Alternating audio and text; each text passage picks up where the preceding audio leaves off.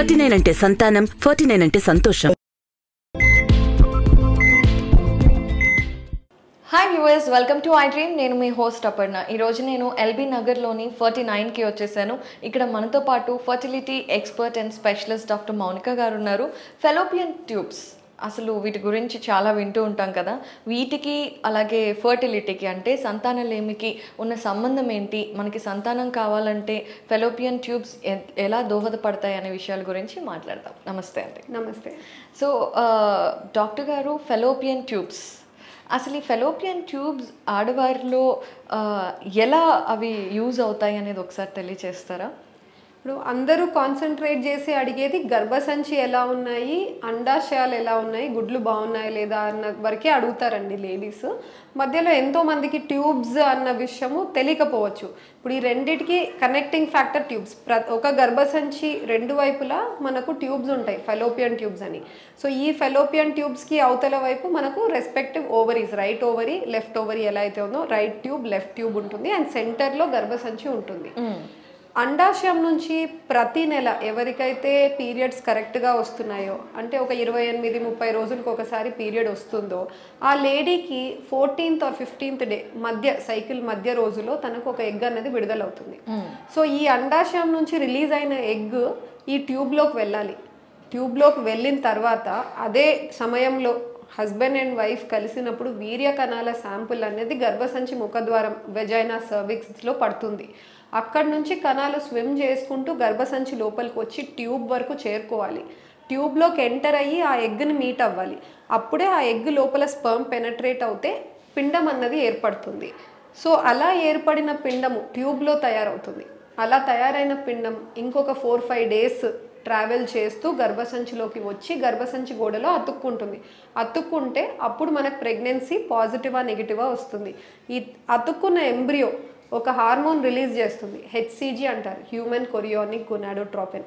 So ఈ hormone lady బ్లడ్లో enter అవుతుంది. అదే బ్లడ్ ద్వారా యూరిన్లో కూడా వస్తుంది. అందుకే మన ప్రెగ్నెన్సీ టెస్ట్ మనం కిట్ చెక్ చేసుకుంటాము, లేదా బ్లడ్ టెస్ట్ అయినా చేసుకుంటాం ప్రెగ్నెన్సీ ఉందా లేదా తెలుసుకోవడానికి. సో ఈ మొత్తం సినారియోలో మనం గమనించాల్సింది ఏంటి అంటే, ఎగ్ కణం కలిసే చోటు ట్యూబ్, గర్భసంచి కాదు. సో ట్యూబ్ ఎందుకు ఇంపార్టెంట్ అంటే, మనం అండర్స్టాండ్ చేసుకునే ఫర్టిలైజేషన్ అన్న స్టెప్ జరిగేదే ట్యూబ్లో. సో ట్యూబ్ లేదన్నా, లేదా ట్యూబ్లో బ్లాక్ ఏమన్నా ఉంది, అడ్డు ఏమన్నా ఉంది అంటే మనకు న్యాచురల్గా ప్రెగ్నెన్సీ వచ్చే అవకాశం ఆల్మోస్ట్ 0 అయిపోతుంది అనమాట. అయితే ఇప్పుడు ఫెలోపియన్ ట్యూబ్స్లో ఇప్పుడు పీసీఓఎస్, పీసీఓడి అంటే మనకి కణతలు అంటారు, లైక్ సిస్ట్లు అంటారు. అవన్నీ కూడా గర్భసంచి చుట్టూ వస్తాయి అని అంటారు కదండి. మరి ఈ ఫెలోపియన్ ట్యూబ్లో బ్లాక్స్ అనేవి దేనివల్ల వస్తాయి?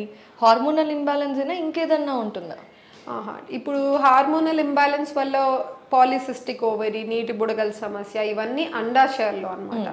ట్యూబ్స్ ఏమవుతుందంటే, ప్రతి ట్యూబ్ స్ట్రక్చర్ ఉంటుంది. అది ప్లెయిన్ ఒక పైప్ లాగా కాదు. ఆ పైప్ లోపల ఎన్నో స్ట్రక్చర్స్ ఉంటాయి. సన్న లైనింగ్ ఉంటుంది, సెల్స్, వాటి నుంచి వచ్చే చిన్న హెయిర్ లాంటి స్ట్రక్చర్స్, సీలియా ఉంటాయి.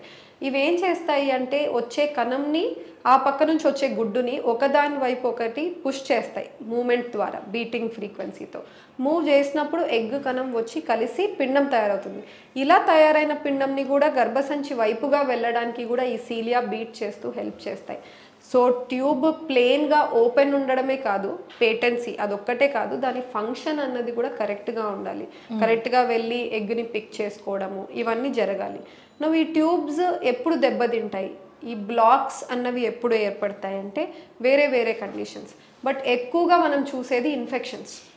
సో ఆ ఇన్ఫెక్షన్స్లో లేడీస్ మీదగా వైట్ డిశ్చార్జ్, తెల్లబట్ట అవుతుంది అని చెప్పడము, పొట్ట నొప్పి అని చెప్పడము, ఫీవర్ కంప్లైంట్స్, ఇలాంటివి ఏమన్నా ఉంటే పెల్విక్ ఇన్ఫ్లమేటరీ డిసీజ్ అంటే కింద భర్త భార్య కలిసే టైం కానీ, లేదా యూరిన్ ఇన్ఫెక్షన్స్, మూత్రం పాస్ చేసే చోటు కూడా అక్కడే ఉంటుంది కాబట్టి అక్కడి నుంచి కింద వెజైనాలోకి ఇన్ఫెక్షన్స్ ఎంటర్ అయ్యి వెజైనా రూట్ ద్వారా గర్భసంచి లోపలికి వెళ్ళి గర్భసంచి నుంచి ట్యూబ్ కూడా వెళ్తుంది. ఇన్ఫెక్షన్ స్ప్రెడ్ అవుతూ ఏం చేస్తుందంటే నేను చెప్పిన మంచి లైనింగ్ని దెబ్బతీస్తుంది, ట్యూబ్లో ఉన్న లైనింగ్ని దెబ్బతీస్తుంది. దెబ్బతిన్నాక ఎవరైనా, ఇప్పుడు మనకైనా దెబ్బ తగిలితే అది మానినప్పుడు ఒక స్కార్ ఫామ్ అవుతుంది. సో అక్కడ కూడా అంతే, అది మానే ప్రక్రియలో స్కార్ ఫామ్ అవ్వచ్చు. స్కార్ ఫామ్ అయ్యి బ్లాకేజ్ ఏర్పడచ్చు. సో ఇట్లా లేదా ట్యూబ్లో నీరు, చీము, బ్లడ్ అవన్నీ చేరుకొని ఉబ్బి సిస్ట్ లాగా కూడా తయారవ్వచ్చు. సో ఇలా ఏ కండిషన్స్ అయినా కూడా ట్యూబ్ బ్లాక్ లేదా ట్యూబ్ క్వాలిటీ దెబ్బతింటుంది. నెక్స్ట్ ఈ ఇన్ఫెక్షన్స్ నేను అన్నది general infection, certain bacterial infections కావచ్చు, ఫంగల్ ఇన్ఫెక్షన్స్ కావచ్చు. బట్ ఇంకొక ఇన్ఫెక్షన్ మెయిన్ డిస్కస్ చేయాల్సింది, ట్యూబ్స్ అన్న వెంటనే ఈ ఫస్ట్ డయాగ్నోసిస్ మాట్లాడతారు, అది ట్యూబర్క్యులోసిస్, క్షయవ్యాధి. సౌత్ ఇండియాలో పర్టిక్యులర్గా సైలెంట్ ట్యూబర్క్యులోసిస్ ఆల్మోస్ట్ 7% లేడీస్లో చూస్తున్నాం. సైలెంట్ టీబీ అంటే ఏంటి అంటే అందరు ఏమనుకుంటారంటే ట్యూబర్క్యులోసిస్ ఎక్కువగా ఛాతికి సంబంధించిన అదొక్కటే తెలుస్తుంది. సో ఆ లంగ్సే కాకుండా టీబీ ఇన్ఫెక్షన్ చాలా ఏరియాస్ని అఫెక్ట్ చేయొచ్చు. మన స్పైన్, బోన్, వెన్నుముక్కని అఫెక్ట్ చేయొచ్చు, జాయింట్స్ని అఫెక్ట్ చేయొచ్చు, లేదా గర్భసంచిలో కూడా ఇన్ఫెక్షన్ రావచ్చు. ఈ ఇన్ఫెక్షన్స్ రక్తం ద్వారా స్ప్రెడ్ అయ్యి ఎప్పుడైతే ఆ లేడీలో చిన్న వయసు కానీ పెద్దగైనా కూడా క్షయవ్యాధి లంగ్స్ అఫెక్ట్ అయ్యి ఉండవచ్చు. చెస్ట్ టీబీ ఏమి ఉండదు, కానీ తనకు తెలియకుండా యూట్రస్ లోపల టీబీ ఇన్ఫెక్షన్ కూర్చొని దెబ్బతీస్తూ ఉంటుంది. గర్భసంచిని దెబ్బతీస్తుంది, ట్యూబుల్ని కూడా దెబ్బతీస్తుంది. అందుకే ఒక లేడీకి ఎటువంటి హిస్టరీ లేకుండా ట్యూబ్స్ బ్లాక్ ఉన్నాయి అని ఏమన్నా మన రిపోర్ట్లో వస్తే ఎక్కువగా మేము టీబీ ఇన్ఫెక్షన్ అయ్యి ఉండొచ్చు అని దానికి టెస్ట్ మేము చూసుకుంటాం అన్నమాట. చూసుకొని అకార్డింగ్గా ట్రీట్మెంట్ కూడా ఇస్తాం. అందుకని ఈ సైలెంట్ ట్యూబర్క్యులోసిస్ ఇండియాలో ఎక్కువగా లేడీస్ ఈ రెండు వైపులా ట్యూబ్స్ బ్లాక్ ఏమన్నా ఏర్పడితే ఎక్కువగా దీన్నే మేము ఇంక్రిమినేట్ చేస్తాం కాజ్గా. అయితే వీటికి పర్టికులర్ సిమ్టమ్స్ ఏమన్నా ఉంటాయి? మనం అంటే ఇప్పుడు మన ఫిలోపియన్ ట్యూబ్స్లో మీరు చెప్పినట్టు టీబీ ఇన్ఫెక్షన్ ఉన్నా, ఇంకేదైనా ప్రాబ్లం ఉంది అన్నా మనం మామూలుగా ఏదైనా సిమ్టమ్స్ ద్వారా తెలుసుకోవచ్చా before diagnosis? So silent tuberculosis అయితే మనకు సిమ్టమ్స్ ఉండదండి. ద హోల్ ఐడియా ఎందుకు ఆ పేరు వచ్చింది సైలెంట్ అంటేనే మనకు తెలియకుండా ఇది జరిగింది కాబట్టి దాంట్లో పెద్దగా ఉండవు. కానీ నేను అన్న ఇన్ఫెక్షన్స్, పెల్విక్ ఇన్ఫ్లమేటరీ డిసీజ్, వీళ్ళల్లో ట్యూబ్ ఇన్ఫెక్షన్ ఉంటే వాళ్ళకు కంప్లైంట్స్ ఉంటాయి. వాళ్ళు ఏమేం కంప్లైంట్స్ చెప్తారంటే కొంతమంది పొట్ట నొప్పి ఎక్కువగా ఉంది అనడము, అది పీరియడ్స్ టైమే కాకుండా వేరే టైంలో కూడా లోవర్ అబ్డామిన్ పెయిన్ అంటారు.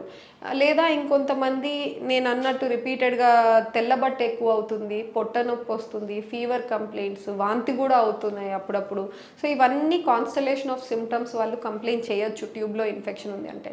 ఇంకొంతమందికి ట్యూబ్లో ఎప్పుడైతే నీరు చేరుకొని హైడ్రోసాల్పింగ్స్ అంటాం, లేదా చీము చేరుకుంటే పయోసాల్పింగ్స్ అంటాం, అదే రక్తం చేరుకుంటే హెమటోసాల్పింగ్స్ అంటాం. సో ఇలా చేరినప్పుడు ఏమవుతుందంటే అక్కడ నుంచి నీరు గర్భసంచి రూట్ ద్వారా తనకు బయట కూడా నీరులాగా డిశ్చార్జ్, వాటరీ డిశ్చార్జ్ కూడా అవుతూ ఉంటుంది అనమాట. ఇది ఇంకొక సిమ్టమ్ తనకు ఉండొచ్చు. And one main symptom infertility. So వాళ్ళు ప్రెగ్నెన్సీ ట్రై చేస్తున్నారు, పెళ్లి వరకు ప్రాబ్లం లేదు, బట్ పెళ్లి తర్వాత ఎప్పుడైతే ప్రెగ్నెన్సీ కోసం ప్లాన్ ఉందో ఆ ప్రెగ్నెన్సీ రావట్లేదు అని వస్తారు. సో ఆ ఇన్ఫర్టిలిటీ ద్వారా మనం ట్యూబ్స్లో ప్రాబ్లం ఉంది అని కూడా టెస్ట్తో మనం తెలుసుకుంటాం అనమాట. అప్పుడు వాళ్ళకి బయటపడుతుంది ఓ ట్యూబ్స్లో ఏదో ఇష్యూ ఉంది అని చెప్పేసి. అందుకే ఒక కపుల్ మా దగ్గర ప్రెగ్నెన్సీ కోసం ట్రై చేస్తున్నామని వచ్చినప్పుడు బ్లైండ్గా ట్రీట్మెంట్ మొదలు పెట్టేయకుండా 3 బేసిక్ టెస్ట్స్ అయితే మేము పూర్తి చేసిన తర్వాతనే ట్రీట్మెంట్ అన్నది స్టార్ట్ చేసుకుంటాం. అవేంటి అంటే లేడీ సైడ్ నుంచి ఒక స్కాన్ అవసరము. స్కాన్లో బేసిక్ మనకు ఇన్ఫర్మేషన్ తెలుస్తుంది, గర్భసంచి ఎలా ఉంది, రెండు వైపులా అండాశయాలు ఎలా ఉన్నాయి, గుడ్లు ఎలా ఉన్నాయి. స్కాన్లో మాకు ట్యూబ్ సాధారణంగా కనపడవు. సో ట్యూబ్స్ కనపడలేదు అన్నంత వరకు మాక్సిమం కేసెస్ హెల్తీనే ఉంటాయి. ట్యూబ్స్ ఒక ట్యూబ్ కనపడుతుంది స్కాన్లో అంటే దాని మీనింగ్ ఇన్ఫెక్షన్ వల్ల లోపల నీరు చేరుకొని ఉబ్బి నేనన్న హైడ్రోసాల్పింగ్స్, పయోసాల్పింగ్స్ ఇలా ఉంటేనే స్కాన్లో కనపడతాయి. సో నార్మల్ కండిషన్స్లో మాకు స్కాన్లో ట్యూబ్స్ కనపడవు. సో ట్యూబ్స్కి సపరేట్గా టెస్ట్ చేసుకోవాలి. సో లేడీ సైడ్ నుంచి మేము కోరుకునేది ఈ రెండు, స్కాన్, ట్యూబ్స్ ఓపెన్ ఉన్నాయి లేదా టెస్ట్. నెక్స్ట్ భర్త సైడ్ నుంచి వీర్యకణాల పరీక్ష. సో ఈ 3 బేసిక్ ఇన్వెస్టిగేషన్స్ కంప్లీట్ అయిన తర్వాతనే వాళ్ళకు ట్రీట్మెంట్ ప్లాన్ అనేది ఫార్మ్యులేట్ అయ్యి వాళ్ళు ఫార్వర్డ్ తీసుకెళ్తాం. ఓకే. సో పర్టికులర్గా ఈ ట్యూబ్స్ గురించి చేసే టెస్ట్ స్కాన్ ఉంటుందా లేదంటే బ్లడ్ టెస్ట్ ఉంటుందా అండి? సో ట్యూబ్స్ నేను అన్నట్టు స్కాన్లో కనపడవు కాబట్టి మేము అదర్ టెస్ట్స్ డివైస్డ్ ఉన్నాయి. అవి ఏంటి అంటే ఎక్కువగా అందరికి తెలిసింది హెచ్ఎస్జి, హిస్ట్రోసాల్పింగోగ్రఫీ అంటారు. దీంట్లో మేము ఏం చేస్తామంటే ఒక బ్లూ కలర్ డైని కింద గర్భసంచి ద్వారా ఎంటర్ చేస్తే అవి ట్యూబ్స్ ద్వారా వెళ్ళి మన పొట్టలో పడతాయి అన్నమాట. ఆ పడే ఆ హోల్ ఫ్లోని మనం రికార్డ్ చేస్తాం ఎక్స్రేలో మనకు తెలుస్తుంది. ఆ ట్యూబ్స్ ఓపెన్ ఉంటే మొత్తం ట్యూబ్ పిక్చర్ కనపడి ఆ స్పిల్ కూడా మనకు తెలుస్తుంది. దీన్ని హెచ్ఎస్జి అంటారు. లేదా ఇంకొకటి పద్ధతి సోనోసాల్పింగోగ్రఫీ అని కూడా ఉంది. ఈ సోనోసాల్పింగోగ్రఫీ ఏం చేస్తున్నామంటే ఇక్కడ వాటర్ లేదా సలైన్ పంపిస్తాం. హెచ్ఎస్జి లానే ఉంటుంది కానీ వాటర్ సలైన్ వాడతాం instead of the blue colour die. So ఇది పంపించి స్కాన్లో చూసుకుంటాం అండాశయాల దగ్గర మాకు షైన్ కనపడుతుందా. ఆ వైపు కనుక ట్యూబ్ ఓపెన్ ఉంటే మేము పంపించిన నీరు ఆ ట్యూబ్ ద్వారా వెళ్ళి ఓవరీ దగ్గర పడుతూ మాకు షైన్ కనపడుతుంది అనమాట. సో కనపడింది అంటే ఆ సైడ్ ట్యూబ్ ఓపెన్ ఉన్నట్టు మేము రిపోర్ట్ జనరేట్ చేసేస్తాం. సో హెచ్ఎస్జి, సోనోసాల్పింగోగ్రఫీ, ఇంకా there are various other methods also. But each place వాళ్ళకు అనుకూలంగా ఏదైతే వాళ్ళు ఫిగర్ అవుట్ చేసుకున్నారో వాళ్ళు అది ప్రాక్టీస్ చేస్తున్నారు. So coming to this, there are 2 fallopian tubes. So ఒకటి బ్లాకేజ్ ఉన్నా ఇంకొకటి ఓపెన్ ఉంటే మనకి సంతానం అంటే మనం కన్సీవ్ అయ్యే ఛాన్సెస్ ఉంటాయా? డెఫినెట్లీ అండి. ఇప్పుడు లేడీకి 2 sides ఓవరీస్ ఉన్నాయి, అండాశయాలు. రైట్ సైడ్ ఒకటి ఉంది, లెఫ్ట్ సైడ్ ఒకటి ఉంది. ఒక సంవత్సరంలో 12 నెలలు ఉన్నప్పుడు పీరియడ్స్ తనకు కరెక్ట్గా ప్రతి మంత్ ఒకసారి వస్తుంది అంటే 12 నెలల్లో ప్రతి నెల ఒకటే సైడ్ రిలీజ్ అవుతుంది, లేదా ఈ మంత్ రైట్ వచ్చింది కాబట్టి నెక్స్ట్ మంత్ లెఫ్ట్ వస్తుంది అని పర్టిక్యులర్ ప్యాటర్న్ అన్నది ఉండదు. కానీ for some anatomical reasons right side నుంచి అండాశయం నుంచి ఎక్కువగా ఎగ్స్ రిలీజ్ అవుతాయి లెఫ్ట్ కంటే.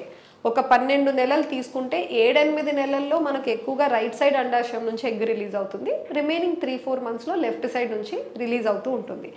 అందుకనే రైట్ ట్యూబ్ ఒక్కటే బ్లాక్ ఉంది అనుకోండి, మనం రైట్ సైడ్ అండాశయం నుంచి ఎగ్ రిలీజ్ అయినప్పుడు ప్రెగ్నెన్సీ ట్రై చేయలేం. కానీ లెఫ్ట్ సైడ్ నుంచి అండాశయం నుంచి ఎగ్ రిలీజ్ అయిన సైకిల్లో వాళ్ళు డెఫినెట్గా ప్రెగ్నెన్సీకి ట్రై చేయొచ్చు. ప్రెగ్నెన్సీ అనేది వాళ్ళు సాధించవచ్చు కూడా. సో ట్రీట్మెంట్స్ మేము ట్యాబ్లెట్స్ ఇచ్చినా లేదా ఐయుఐ పద్ధతి వెళ్ళినా మేము స్కాన్స్ చేసి ఫాలికల్ని మానిటర్ చేసుకుంటూ ఉంటాం. సో మాకు ఒక ఐడియా ఉంటుంది రైట్ సైడ్ నుంచి పెరుగుతుందా ఎగ్, లెఫ్ట్ సైడ్ నుంచి పెరుగుతుందా అని. ఇప్పుడు ఆ లేడీలో రైట్ ట్యూబ్ బ్లాక్ ఉందనుకోండి, మేము మెడికేషన్స్ ఇచ్చాక స్కాన్లో రైట్ నుంచే ఎగ్ పెరిగిందని కనపడితే మేము ఆ సైకిల్ని అబార్ట్ చేస్తాం. అబార్ట్ చేసి will prepare for the next cycle. So లేదా మేము ఇంజెక్షన్స్ ఏమన్నా యాడ్ ఆన్ చేసి ఎక్కువ ఫాలికల్స్ తీసుకురాగలిగితే ఏ సైడ్ ట్యూబ్ ఓపెన్ ఉందో ఆ సైడే ఎగ్స్ పెరిగి రిలీజ్ అవుతుంటే మాత్రం will continue with the treatment. అది న్యాచురల్ కావచ్చు లేదా ఐయుఐ పద్ధతి కావచ్చు. ఖచ్చితంగా వీళ్ళకు ప్రెగ్నెన్సీ ఛాన్సెస్ లేవు జస్ట్ బికాజ్ ఒక సైడ్ ట్యూబ్ బ్లాక్ ఉందని కాదు, అట్లని 50-50 కూడా కాదు. రైట్. ద హోల్ ఐడియా నేను ఎందుకు ఈ 12 months 7 months రైట్ ఎక్కువ రిలీజ్ అవుతుంది అన్నది ఎక్స్ప్లెయిన్ చేసింది ఎందుకంటే అందరికీ ఎక్కువగా లేడీస్ కానీ వాళ్ళ హస్బెండ్స్ ఏమంటారంటే ఓకే ఈ మంత్ రైట్ వచ్చిందండి నెక్స్ట్ మంత్ లెఫ్ట్ వచ్చేస్తుంది కదా అప్పుడు చూద్దాము ట్రీట్మెంట్ అంటారు. కానీ అలా ఉండదు అనమాట. అన్ఫార్చునేట్లీ మేము మా కంట్రోల్లో కూడా లేదు, అది ఆ సైడే తీసుకురావాలి ఈ మంత్ ఏవో ట్యాబ్లెట్స్ పెడితే ఈ సైడే వస్తుందని లేదు. సో అందుకని we can't talk in terms like 50-50 అయింది ఇప్పుడు ఛాన్స్ ఆఫ్ గెటింగ్ ప్రెగ్నెన్సీ అనలేం. కానీ డెఫినెట్గా ఏ సైడ్ అయితే ట్యూబ్ ఓపెన్ ఉందో ఆ సైడ్ ఎగ్ రిలీజ్ అయితే హ్యాపీగా she can try for pregnancy. Okay. So యూజువల్గా ఈ ఫెలోపియన్ ట్యూబ్స్కి అంటే మీరు ఒకటి చెప్పారు ఇన్ఫెక్షన్స్ వల్ల బ్లాకేజెస్ వస్తాయి, అలా కాకుండా మన డైటరీ లైఫ్ స్టైల్ వల్ల కూడా ఆ బ్లాక్స్ వచ్చే ఇది ఉంటుందా? ఫెలోపియన్ ట్యూబ్స్ హెల్తీగా ఉండడానికి మనం అవుట్ సైడ్ నుండి ఏమైనా చేయొచ్చా? నాట్ రియలీ అండి. అంటే ట్యూబ్స్ పరంగా మీరు అనేవన్నీ ఎక్కువగా ఇంపాక్ట్ దేని మీద చూపిస్తాయంటే అండాశయాల మీద. మన నీటి బుడగల సమస్య, మనం తీసుకునే ఫుడ్ వల్ల, వెయిట్ వల్ల, హార్మోన్స్, పీరియడ్స్ ఎలా వస్తున్నాయి అవి ఎక్కువగా ఉంటాయి. Tubes structures they are. So అవి ఎక్కువగా మనకు డైట్ వల్ల వేరియేషన్స్ రాకపోవచ్చు. కానీ ఒకటేంటి అంటే మనం ఎప్పుడు diet antioxidant rich food, healthy foods, fresh fruits and వెజిటేబుల్సే ప్రిఫర్ చేయాలి. రీజన్ ఇస్ మనం తీసుకునే ఫుడ్ ద్వారా వచ్చే టాక్సిన్స్ బ్లడ్లో కూడా ఎంటర్ అవుతాయి. సో ఆ హోల్ బ్లడ్ ఆ ఎక్స్పోజర్ ఇట్స్ గోయింగ్ టు ఒక బ్లడ్ సప్లై మనకు షేర్డ్ బ్లడ్ సప్లై ఉంటుంది ట్యూబ్కి, అండాశయానికి, గర్భసంచికి. So if everything is going in and around there మనకి హెల్తీ బ్లడ్ వెళ్తేనే బెటర్. ఇప్పుడు డయాబెటిక్స్లో కూడా ఇన్ఫెక్షన్స్ ఎక్కువగా ఎందుకు ఉంటాయి అంటే హై షుగర్ లెవెల్స్లో బ్లడ్ సర్క్యులేట్ అవుతుంది కాబట్టి ఇన్ఫెక్షన్ రిస్క్ ఎక్కువ ఉంటుంది. అందుకని డెఫినెట్గా అది అఫెక్ట్ అవుతుందా లేదా సెకండరీ, ప్రూవెన్నా కాదా secondary. But healthy diet maintain చేస్తే ఖచ్చితంగా ఫర్టిలిటీ పొటెన్షియల్ బూస్ట్ అవుతుంది అన్నది మాత్రం it's concretely proven. Okay, so one final question అండి.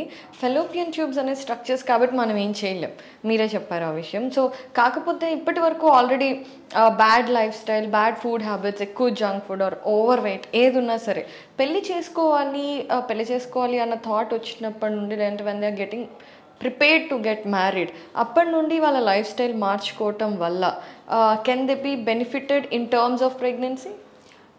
ఇట్స్ నెవర్ టూ లేట్, ఊరికేనే అన్నారు. So it's very good if something ఏదో ఒక రీజన్ వల్ల వాళ్ళు ఎంకరేజ్ అవుతున్నారు, మోటివేట్ అవుతున్నారు to adapt that lifestyle అంటే never too late. Even at 50 years కావాలి అంటే విల్ అడ్వైజ్ స్టార్ట్ ఎక్సర్సైజ్ అని, ఎందుకంటే క్వాలిటీ ఆఫ్ లైఫ్ అనేది ఇంప్రూవ్ అవుతుంది.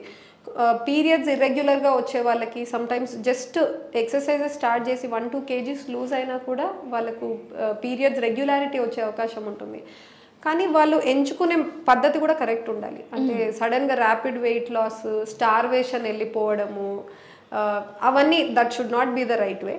ప్రాపర్ గైడెన్స్లో ఒకవేళ ఈ కొత్తగా మనం చూస్తున్నాం కీటో డైట్స్, ఇంటర్మిటెంట్ ఫాస్టింగ్, ఇవన్నీ కూడా చేయాలనుకుంటే ప్రాపర్ గైడెన్స్లో చేయాల్సి ఉంటుంది. అండ్ ఫుడ్ ఇంటేక్లో అడిక్వేట్ న్యూట్రియంట్స్ అయితే తీసుకోవాలి. We should not go in to decreasing the portions but rather managing our portions what we are intaking. చాలా చక్కగా చెప్పారు. And fallopian tubes it's based on luck అంతే, and hygiene.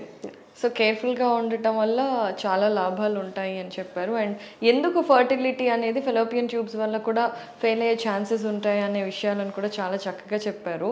To wrap it up, one last question అండి. Blockages ఉన్న టైంలో ఒకవేళ మీరు ఒకటే బ్లాక్ ఉంటే ఎలా కన్సీవ్ చేస్తారు అనేది చెప్పారు. ఒకవేళ 2 బ్లాకేజెస్ ఉంటే what is the best way to go to approach? ఇప్పుడు 2 sides బ్లాక్ ఉంది అని మాకు హెచ్ఎస్జీలో తెలిసినప్పుడు ముందు కన్ఫర్మ్ చేసుకుంటామండి లాపరోస్కోపీలో. దాంట్లో కూడా కన్ఫర్మ్గా బ్లాక్స్ ఉన్నాయి అంటే మాత్రం 2 వైపులా treatment IVF will become the option. ఎందుకంటే టెస్ట్ ట్యూబ్ బేబీ పద్ధతిలో అండాశయాల నుంచి ఎగ్స్ తీసి బయటనే కణాలు వేసి ఎంబ్రియో తయారు చేసి ఎంబ్రియోని యూట్రస్లో పెడుతున్నాం కాబట్టి ట్యూబ్స్ బ్లాక్ ఉన్నప్పటికీ ఈ పద్ధతి ద్వారా లేడీ ప్రెగ్నెన్సీని అచీవ్ చేయొచ్చు. ఓకే, సో ఫెలోపియన్ ట్యూబ్స్ గురించి చాలా తెలియని విషయాలను తెలియచేశారు. అండ్ ఎందుకు ఫర్టిలిటీకి ఇది ఇష్యూ అవుతుందనే విషయాన్ని కూడా వివరించారు. థ్యాంక్స్ అలాట్ అండి. Thank you.